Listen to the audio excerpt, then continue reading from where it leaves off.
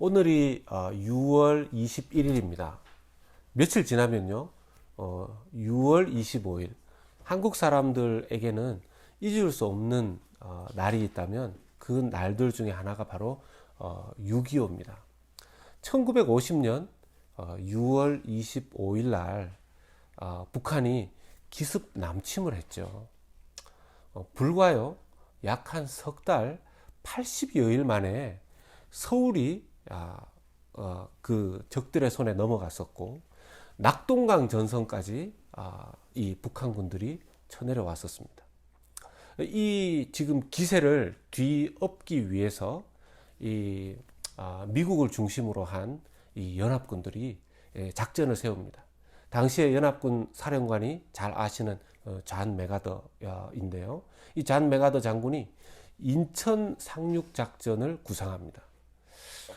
작전 수뇌부에서는 반대도 많았었다고 그래요. 왜냐하면 인천이라는 곳이 상륙하기가 이 자연적으로는 굉장히 어려운 조건을 가지고 있다고 합니다. 어떻게 보면 허를 찌르고 들어간 것이죠. 그런데요, 이 작전을 성공하느냐 못하느냐에 따라서 이 반격의 기반을 만드느냐 만들지 못하느냐 하는 엄청나게 중요한 작전이 바로 이 인천 상륙 작전이었었습니다.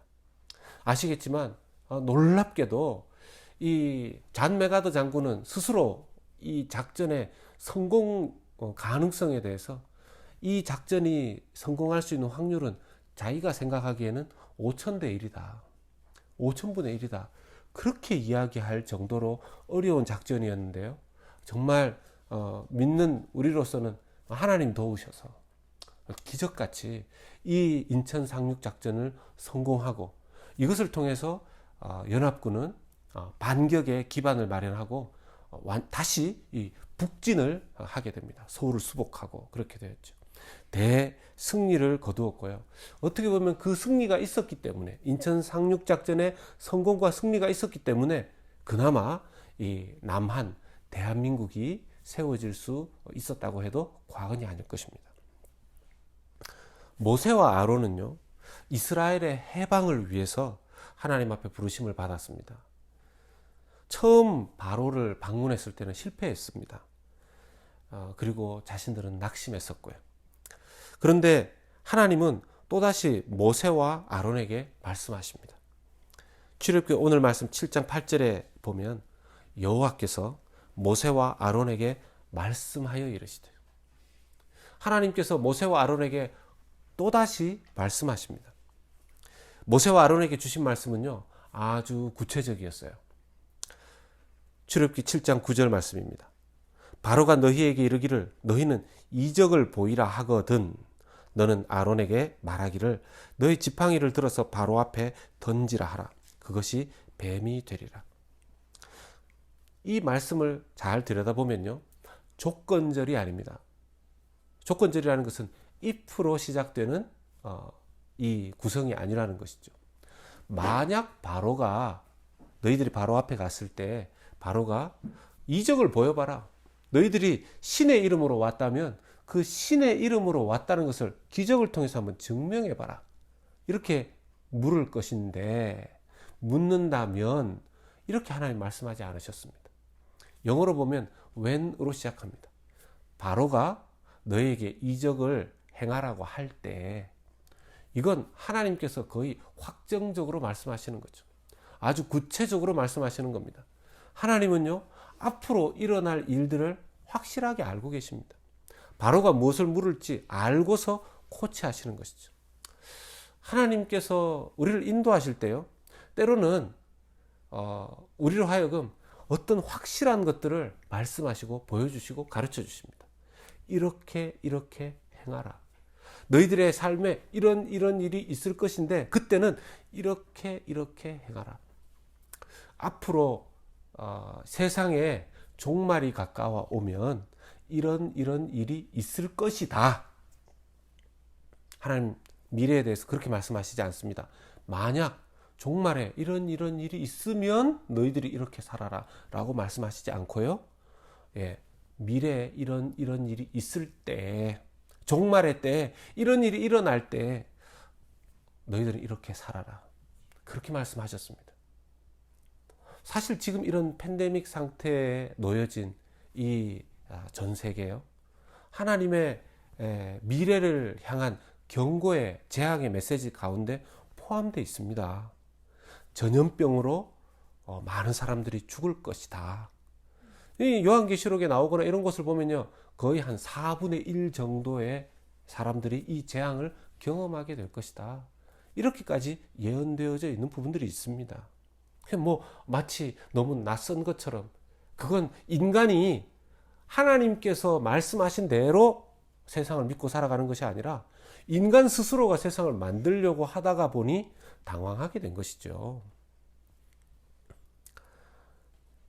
구체적으로 하나님께서 모세와 아론을 코칭하셨는데요, 바로가 너희에게 기적을 요청할 때 그렇게 하면 된다 라고 가르쳐 주었습니다.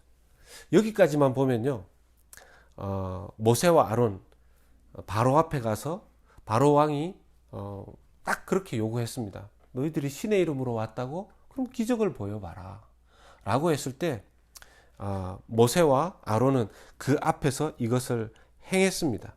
10절의 말씀에 보면 모세와 아론이 바로에게 가서 여호와께서 명령하신 대로 행하여 아론이 바로와 그의 신하 앞에 지팡이를 던지니 뱀이 된지라. 그대로 했습니다. 그대로 했습니다. 모세와 아론은 생각했겠죠. 와, 하나님이 말씀하신 대로 어떻게 바로가 그대로 말을 하지? 그리고 하나님이 시키신 대로 모세는 아론을 향해서 아론이여 지팡이를 던지십시오. 아론이 지팡이를 던지니까 그 지팡이가 뱀이 된 것입니다. 이까지 보면요, 모세와 아론의 마음이 뿌듯했을 것입니다. 아주 이렇게 소름이 쫙 돋았을 거예요. 야, 하나님의 말씀대로 바로가 그렇게 말하고 하나님의 말씀대로 자기들이 행하니까 이 하나님 말씀하셨던 대로 지팡이가 뱀이 되는 이 기적이 일어난 것이죠. 얼마나 아마 그렇게 행한 자기들도 놀랐을 것입니다. 이 정도로 하나님의 기적을 보여주고 나서 모세와 아론의 마음이 이러지 않았겠습니까? 와, 하나님의 능력 역시 대단하구나. 하나님의 능력이 나타나는구나. 드디어 이제 바로가 마음이 움직여지겠구나. 좀 항복하겠구나. 그렇게 생각했을 것입니다. 이제 좀 우리 앞에 좀 이렇게 고개를 좀 숙이겠구나. 그야말로 이제 승리를 맛볼 순간이라고 생각을 했을 거예요. 그런데 의외의 상황이 벌어집니다. 뭡니까? 출애굽기 7장 11절 말씀입니다. 바로도 현인들과 마술사들을 부르매 그 애굽 요술사들도 그들의 요술로 그와 같이 행하되. 아니, 요 바로 10절까지만 일어났으면 모세와 아론은 하나님의 능력이 나타나고 좀 승리가 눈앞에 보이는구나 이렇게 생각했는데, 지금 하나님이 말씀해 주시지 않은 다른 장면이 등장했습니다. 바로 이 파라오 왕이 당시에 애굽에 있는 매지션들, 마술사들을 불러서 지팡이가 뱀이 되는 이 일을 그대로 재현해낸 것입니다. 너무 당황했을 거예요. 모세와 아론은 특히 이게 아닌데 이게 뭐지? 이러면 어떻게 해야 되는 거지?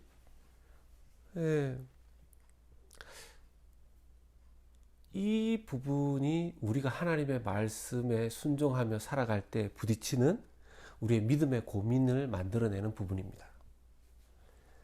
하나님께서는 우리에게 말씀을 주시는데요, 하나님께서 우리에게 어떤 것들을 미리 앞서서 코칭해 주시는데 모든 것을 다 보여주지 않는다는 것입니다.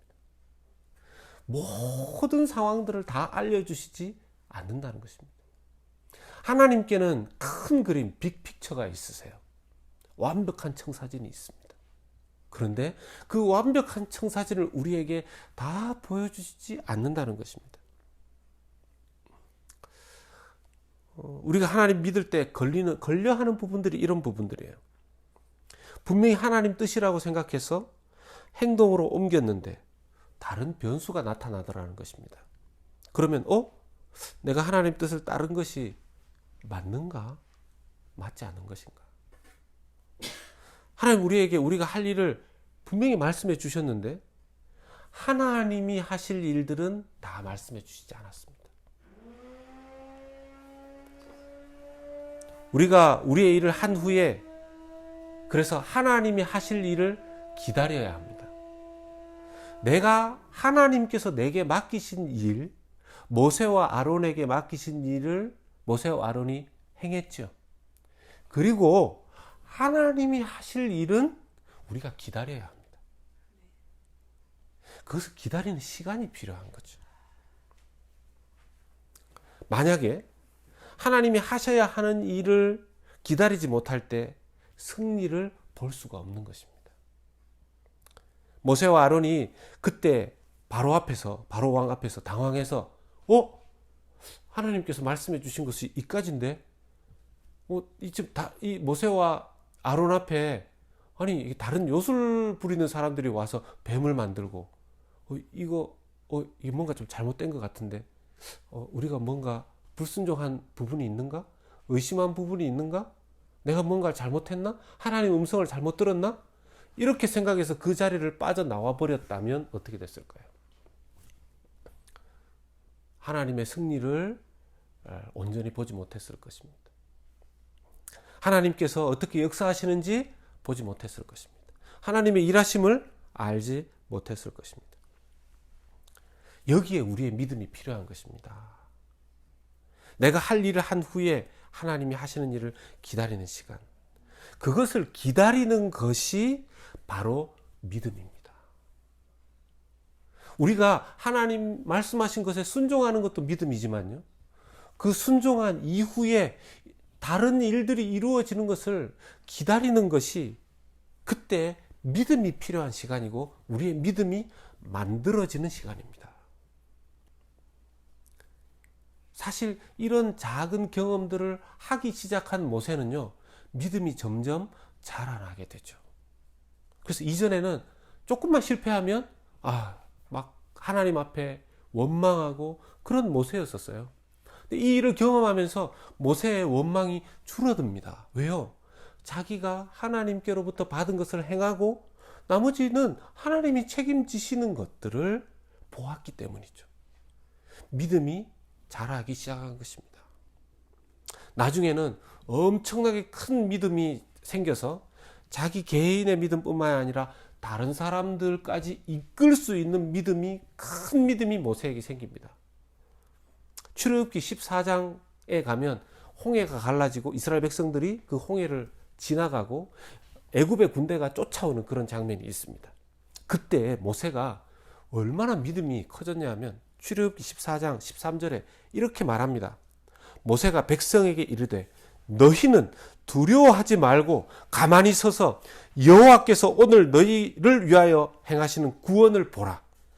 너희가 오늘 본 애굽 사람을 영원히 다시 보지 아니하리라. 모세의 고백이 놀랍지 않습니까?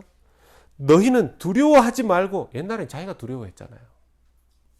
너희는 두려워하지 말고 가만히 서서 여호와께서 오늘 너희를 위하여 행하시는 구원을 보라.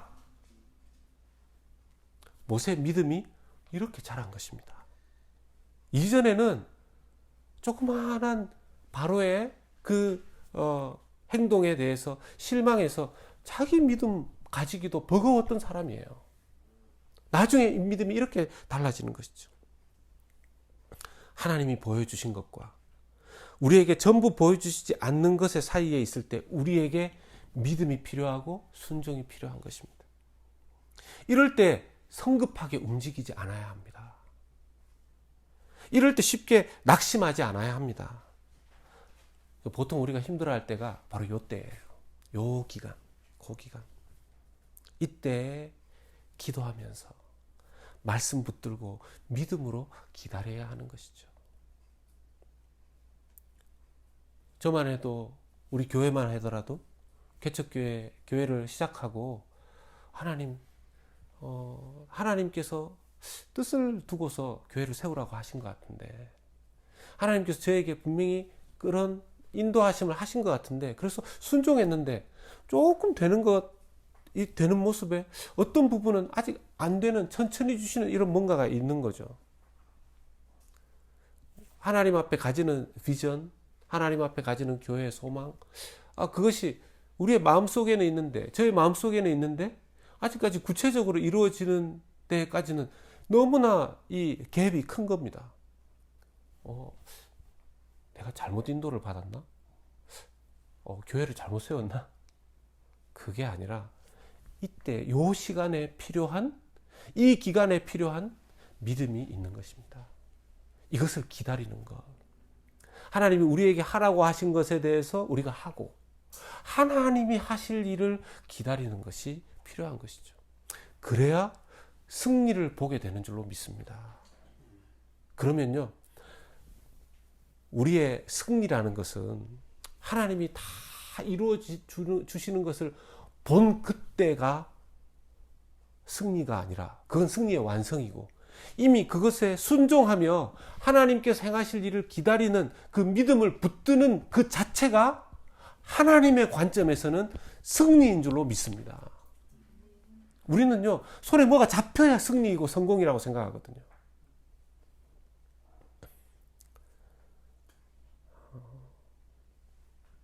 반면에 바로 왕을 보면요, 자신에게 있어서, 또 자신의 나라에게 있어서 자신의 왕권과 자신의 나라를 수호했었던 수호신이라고 믿었던 것 중에 여러 우상 중에 하나가 바로 뱀이에요. 그 중에서도 코브라. 오늘 말씀을 히브리어로 조금 보니까요, 일반적으로 뱀이라고 했을 때에 나오는 히브리어 단어하고 여기에 나오는 뱀이라는 단어가 조금 달라요. 여기에 나오는 뱀이라는 단어를 찾아보면 독사와 관련되어 있어요. 일반 그냥 뱀 종류가 아니라. 그래서 많은 신학자들이 생각하기를 이것은 독사 중에서도 이집트가 믿었던 우상들 중에 코브라, 뱀 중에서도 코브라일 것이다 라고 추정합니다. 지금 바로 왕은 자기가 숭배하는 뱀을 하나님이 만들어내 버렸어요. 그리고 그것에 대해서 나름대로 대처하기 위해서 요술사들을 불러서 뱀을 만드는 데까지는 성공했는데, 자기의 요술사들이 만든 뱀이 아론의 지팡이에서 나온 뱀에 의해서 삼켜져 버립니다. 출애굽기 7장 12절 말씀을 봅니다. 각 사람이 지팡이를 던짐에 뱀이 되었으나 아론의 지팡이가 그들의 지팡이를 삼키니라. 할렐루야. 왜 제가 여기서 할렐루야라고 하냐면요, 여기에 삼킨다라는 말, 이 삼킨다는 말이 단순히 아론의 지팡이에서 나온 뱀이 이 요술사들의 뱀을 그냥 잡아먹었다 정도가 아니에요. 이 삼킨다라는 의미 속에는, 여러분 출애굽기 15장으로 가면 이제 홍해 바다가 14장에 갈라지고 15장에 이제 그 홍해 바다가 닫아집니다. 그때 애굽 군대를 홍해 바다가 삼켰다라고 표현합니다. 그리고요, 민수기 16장 30절을 보면 모세와 아론을 대적했던 고라와 다단과 아비람을 땅이 입을 벌려 삼켰다라고 표현합니다. 나중에요, 무저갱이, 그러니까 지금 활동하고 있는 이 악의 세력들, 사탄과 그 귀신 나부랭이들을 무저갱이 삼킬 것입니다. 그리고요, 지옥은 하나님을 믿지 않았던 자들을 삼키게 될 것입니다. 바로 왕은 자기가 믿었던 하나님 아닌 우상을 믿었던 것에 의해서 결국은 삼켜지게 됩니다. 왜요? 지금 세상에 하나님 아니고서 자기가 믿는 모든 것들은 마귀가 그것을 조종하거든요. 결국 마귀에게 속아서 자기가 믿었던 우상들에 의해서 그 자신이 심판받게 될 것이라는 겁니다. 이 작은 메시지 안에 그것이 나옵니다. 그런데요, 이쯤 되면 모세와 아론이 우리가 하나님 하게 하신 것을 했는데 몰랐던 요술사들의 지팡이에서 뱀이 나왔고 당황했지만 그 자리를 물러서지 않고 기다렸을 때 아론의 지팡이가 이 요술사들의 그 지팡이에서 나온 뱀을 딱 잡아먹었을 때는 역시 하나님이시구나. 하나님은 우리가 모르는 놀라운 일을 더 행하시는구나 생각을 했는데요, 바로는 어떻습니까? 아무런 변화가 없습니다. 출애굽기 7장 13절 말씀입니다. 그러나 바로의 마음이 완악하여 그들의 말을 듣지 아니하니 여호와의 말씀과 같더라. 요까지 보면요, 하나님의 말씀에 모세와 아론이 순종했음에도 불구하고 우여곡절을 조금 겪었는데 엎치락 뒤치락 하다가 바로가 조금이라도 고개를 숙이거나 내가 너희들 말을 한번 고려해 봐야 되겠다 라고 나왔으면 생각을 할 수 있는데요, 이 장면까지 봤을 때는 하나님께서 지금 승리의 과정으로 나가시는 것 맞는가? 그런 생각이 들 수 있습니다.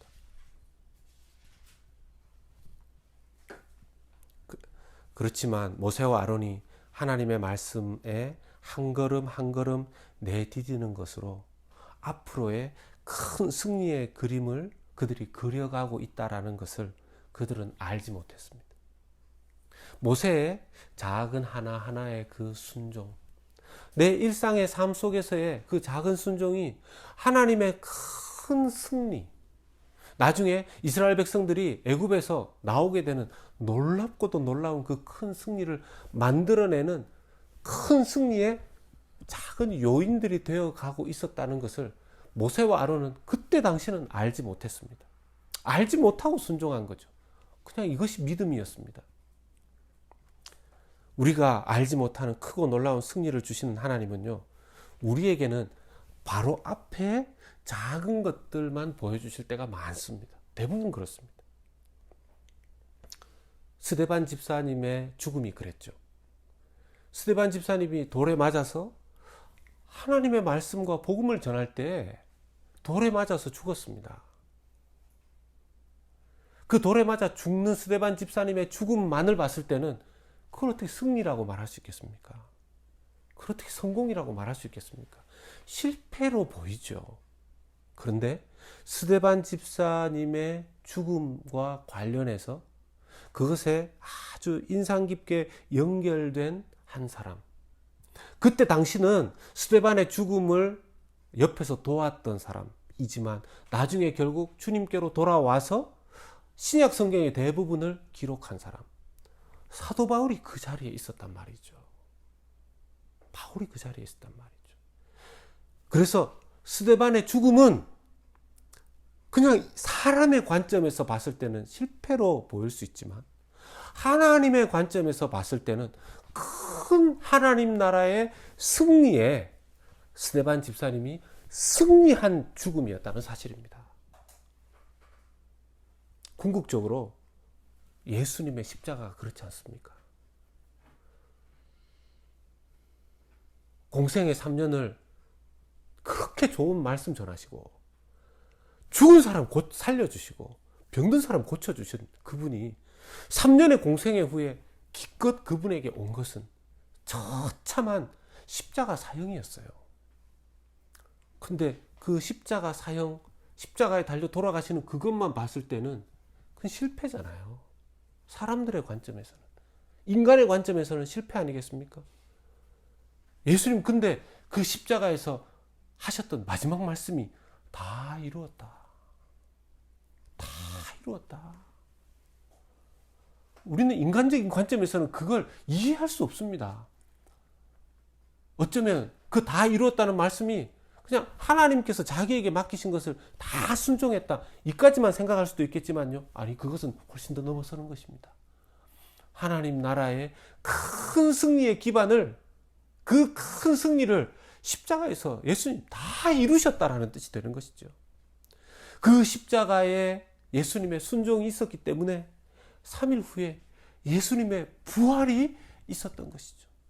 십자가와 부활은 뗄래야 뗄 수 없는 하나님의 큰 승리의 사건이 되는 줄로 믿습니다.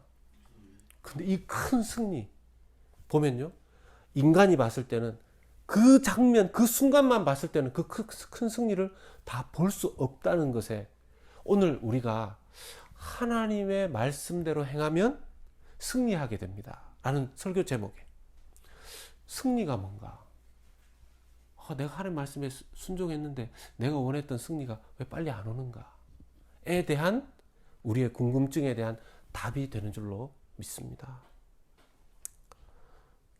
여러분, 6.25의 인천 상륙작전이 큰 승리였는데요, 그 큰 승리의 뒤에 그날의 그 큰 승리를 뒷받침하기 위한 작은 작전들이 있었다는 걸 여러분들 아십니까? 그 중에 하나가 인천 상륙작전 그 당일에, 9월 15일 그 당일에 경북 영덕군 장사리라는 해변에 이루어졌던 장사 상륙작전이었어요. 북한군을 교란시키기 위해서 학도병 772명이 군사훈련 단 2주를 받고, 군사훈련 단 2주를 받고요, 3일간의 식량을 가지고 영덕군, 경북 영덕군에 있는 장사리라는 바닷가로 상륙해서 올라가게 됩니다. 이 772명 중에서 살아남은 사람이 아주 극소수였었어요. 이게 인천 상륙작전이 있었던 바로 그 당일에 있었던 작전이었습니다.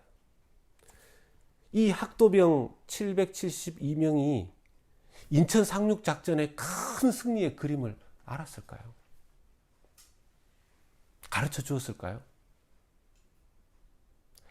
단순히 이 사람들은요, 나라가 공산화되면 안 된다라는 그 나라의 부르심 앞에 정말 평균 연령 17세의 772명이 그 나라의 부름에 반응한 것입니다.